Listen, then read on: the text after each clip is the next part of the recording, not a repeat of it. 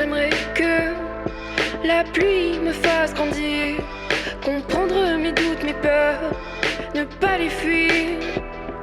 Comme les fleurs, j'aimerais, sous un ciel orageux, m'épanouir.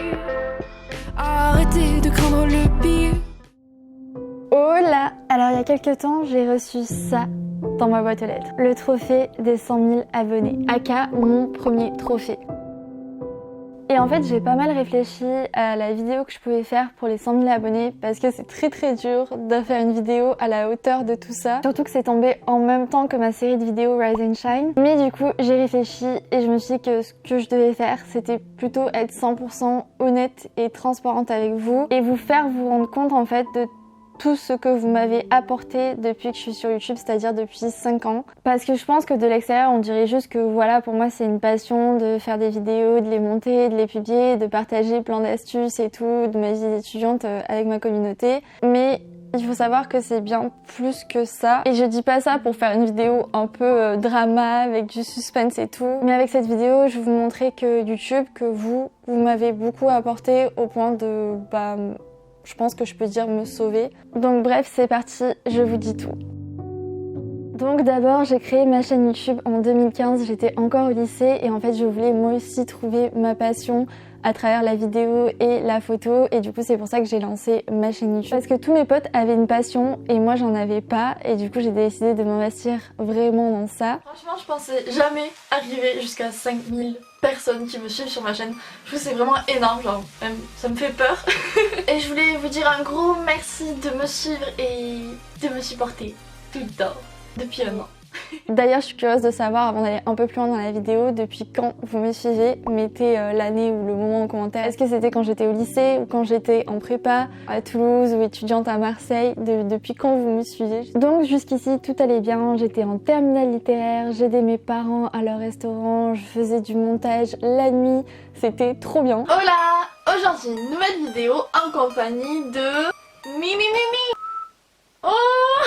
Qui a eu la bonne idée d'inventer le bac? Qui? Rien dans ma tête.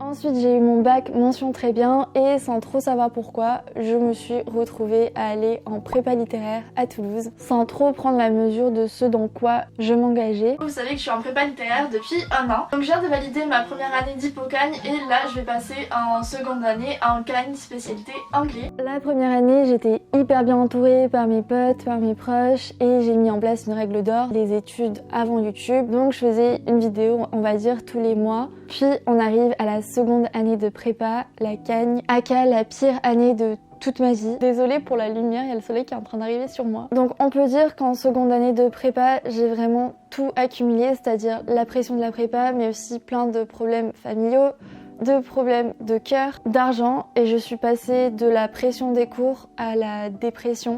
Donc je suis allée voir sur ma chaîne YouTube est-ce que j'avais publié pas mal de vidéos cette année-là, et il y a eu quand même un creux de vidéos où je postais une vidéo tous les 2 mois. Parce que j'étais en prépa et que j'avais beaucoup de travail, mais aussi parce que je me sentais pas bien tout simplement. En fait, pour vous dire à quel point c'était dur pour moi cette année-là, je me sentais tellement pas bien que j'avais des rendez-vous chez une psychologue qui m'a dit que j'avais comme un phénomène de dissociation, je me rappelle plus exactement du terme, mais en gros c'est comme si tout ce que je vivais était tellement dur à vivre pour moi que mon cerveau s'était détaché de mon corps et donc j'avais l'impression d'être tout simplement morte, d'être là sans être là. Et c'était horrible. On va pas chialer. Donc on va dire que la fin d'année 2018 jusqu'à la fin d'année 2019, j'étais totalement absente. Quand je parlais aux gens, en fait dans ma tête, j'étais en train de me dire que j'étais pas là et que juste je rêvais, mais qu'au fond, j'étais morte. C'était horrible et j'arrivais pas à sortir de cette situation. C'était super dur du coup pour moi de filmer parce que quand je parlais à la caméra, j'avais même pas l'impression d'être là. Mais en fait, j'ai continué à m'accrocher, à y croire et surtout, je me disais, même si je suis pas heureuse, j'ai envie que les gens qui regardent mes vidéos soient heureux, au moins eux. Et c'est pour ça que à la caméra, si vous regardez mes vidéos à cette époque-là, j'étais toute joyeuse et c'était vraiment trop. Et quand c'est trop, ça cache un peu quelque chose et ça cachait ça. Hola! Ok, le matin c'est pas facile, surtout quand on sait qu'on doit se lever pour travailler. Et ce qui me motive à bouger du meilleur endroit du monde, qu'à mon lit, c'est mon café! Un bon petit déjeuner, ça motive vraiment à se lever. Mais ça me faisait tellement plaisir quand je lisais vos commentaires, les vidéos, vous mettez de bonne humeur, etc. Parce que pour moi, j'allais tellement mal que, en fait, YouTube, à cette période-là, c'est la seule chose qui m'apportait du positif. Mais quand je vous dis la seule chose, c'est que c'était vraiment la seule chose. Et c'est ça qui me faisait que je m'accrochais tout simplement. En fait, c'était mon échappatoire, c'était tout ce que j'avais, c'était la seule chose de positif dans ma vie. Mais clairement, si vous regardez mes vidéos à cette époque-là, j'étais juste absente. À l'intérieur, il y avait rien, je ressentais plus rien, j'étais plus là. Tellement cette année, elle avait été horrible pour moi. Je suis à ce moment-là, c'est vraiment la seule chose qui me faisait du bien. C'est pour ça que je me suis accrochée et que j'ai continué mes vidéos, même si j'étais en prépa, même si je faisais semblant d'être de bonne humeur, etc. Et donc c'est pour ça aussi que j'étais un peu drama queen quand j'ai eu les résultats d'admission dans mon école à Marseille, parce que pour moi c'était l'occasion de prendre enfin un nouveau départ et d'essayer de revivre, d'être là pour de vrai. Ça serait cool de vous filmer ma réaction à mes résultats de concours. Il y a vraiment une école que j'aime vraiment beaucoup qui est à Marseille, du coup j'espère vraiment que je vais la voir.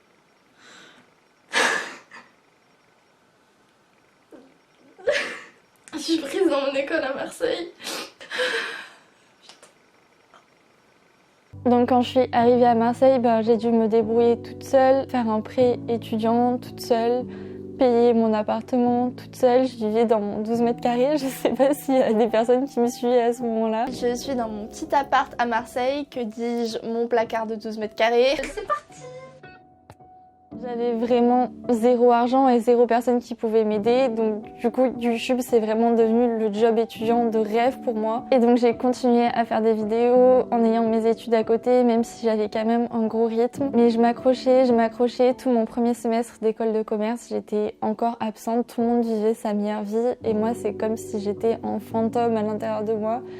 C'était vraiment horrible et je remercie toutes les personnes qui étaient là pour moi à cette époque-là. Je rentrais le soir, je pleurais dans mon lit. J'avais l'impression que ce sentiment passerait jamais, que je resterais toujours comme ça. Parce que ce sentiment-là, il durait depuis plus d'1 an. Donc c'était vraiment très très dur pour moi. Et en fait, petit à petit, avec les cours, en faisant de nouvelles rencontres, en continuant de m'investir à fond dans YouTube, enfin ce sentiment-là est parti au fur et à mesure. Comment réviser efficacement? C'est la vidéo sur mes études en école de commerce. Organisation, motivation. Ça va être une vidéo 5 idées de plats pour étudiants. En 2019, j'ai commencé à reprendre des forces. J'ai rencontré mon copain qui m'a beaucoup aidé sans forcément qu'il s'en rende compte à aller mieux. J'ai décroché mon premier stage à Paris. Je suis partie vivre à Paris avec mon copain. Et même si c'était galère d'avoir mon stage et YouTube à côté, j'ai continué à m'investir à 100% dans tout, à faire de mon mieux tout le temps. Mais j'avoue que j'ai souvent été frustrée de pas avoir autant de temps que les youtubeurs et youtubeuses qui font que ça à 100%. Mais bon, après c'est mon choix de faire ça en même temps que mes études. Et donc récemment, je pense que vous avez vu cette tournure sur ma chaîne YouTube. YouTube, ça a été une grosse source d'inspiration et de motivation pour moi pour devenir la meilleure version de moi-même. Et c'est pour ça que j'ai lancé ma série de vidéos Rise and Shine où on s'est grave motivés ensemble. Je suis trop contente.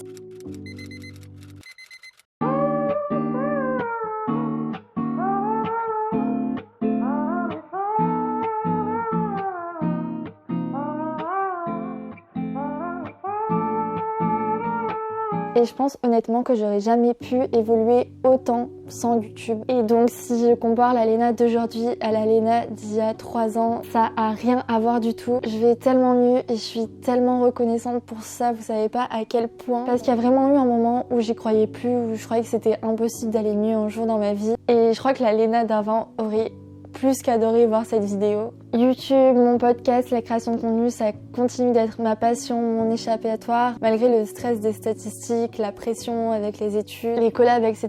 Parce que j'ai tout simplement une communauté en or qui est là depuis le début et qui m'a permis d'être la personne que je suis aujourd'hui. Et c'est super gnangnan de dire ça, mais je vous jure que je le pense, mais à un point. Y croire, toujours y croire. Et pendant 5 ans, j'ai cru. Donc merci d'être resté, merci d'être arrivé ici, merci pour tout, parce que cette chaîne c'est bien plus que des vidéos.